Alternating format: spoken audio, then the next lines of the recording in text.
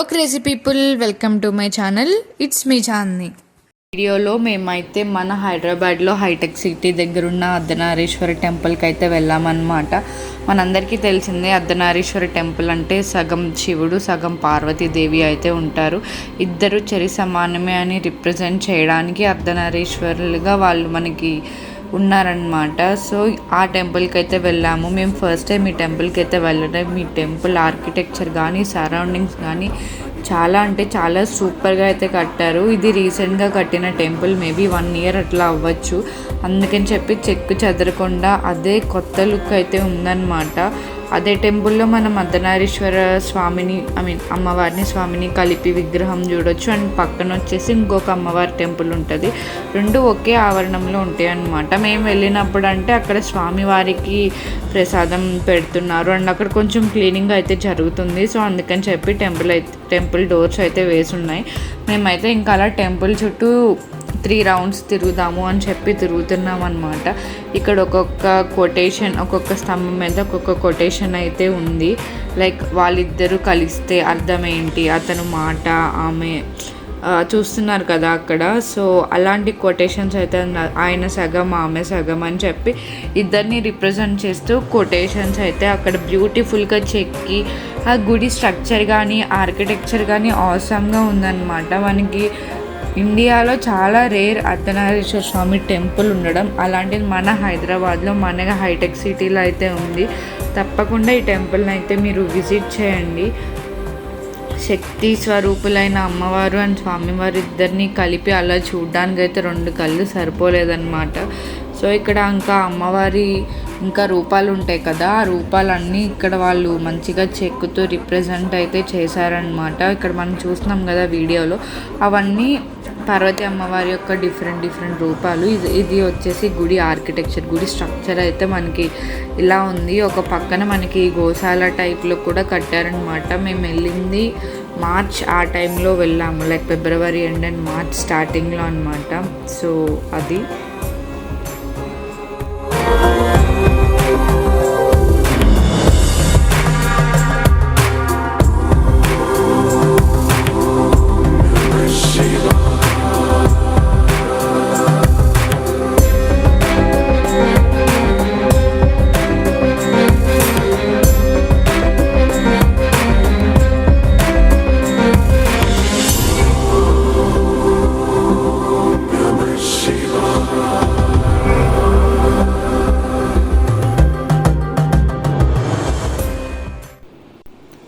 So ఇంకా అలా temple దర్శనం అయ్యాక ఫుల్ ఆకలేసింది. అప్పటికి 10:30, 11 అవుతుందన్నమాట. ఇంకా పక్కనే స్వచ్ఛ రెస్టారెంట్ ఉంటే మేము వెళ్ళాం. ఇది మా ఆల్ టైమ్ ఫేవరెట్ టిఫిన్స్కి యొక్క రెస్టారెంట్ అనమాట.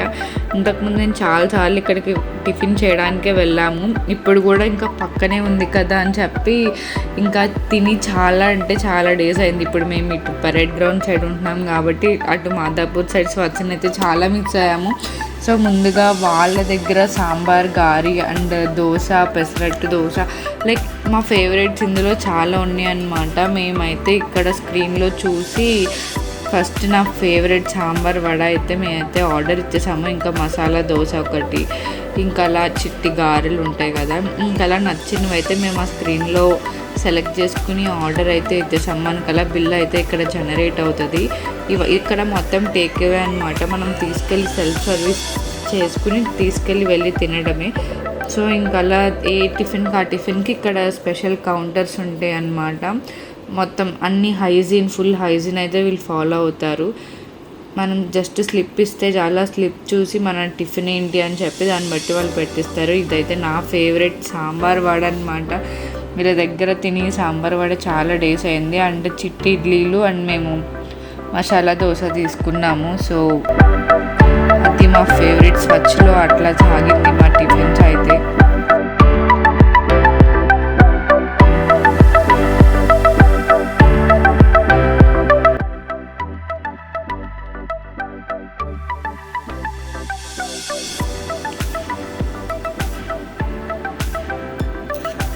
ఇంటికి వచ్చాక మేము జస్ట్ రైని మీద ప్రాంక్ అయితే చేసామన్నమాట. నేను రాకుండా జస్ట్ ఫస్ట్ మా హస్బెండే వెళ్ళి కనిపించారు. నేను కనిపించకుండా జస్ట్ అలా బయటే వెయిట్ చేశాను, పక్కకి వెయిట్ చేశాను అనమాట. ఇంకలా నేను రాను అన్నట్టుగా మా హస్బెండ్ డోర్ అయితే వేస్తారు.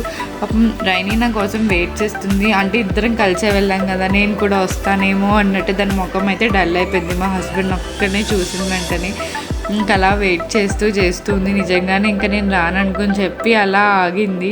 అంటే నన్ను చూశాక దానికి వచ్చేంత ఎగ్జైట్మెంట్ అంత ఎగ్జైట్ అయితే అవ్వలేదు. లైక్ నా కోసమే వెయిట్ చేస్తూ ఇంకా అలా కనిపించింది. ఇంకా నేనైతే స్లోగా వెళ్ళిపోయాను అనమాట. లైక్ రైనీ నన్ను చూడంగానే ఎలా ఫీల్ అవుతుంది, ఎంత ఎగ్జైట్ అవుతుంది అని చెప్పి. మీరు చూడండి దాని ఎగ్జైట్మెంట్ మామూలుగా ఉండదు. ఇంకా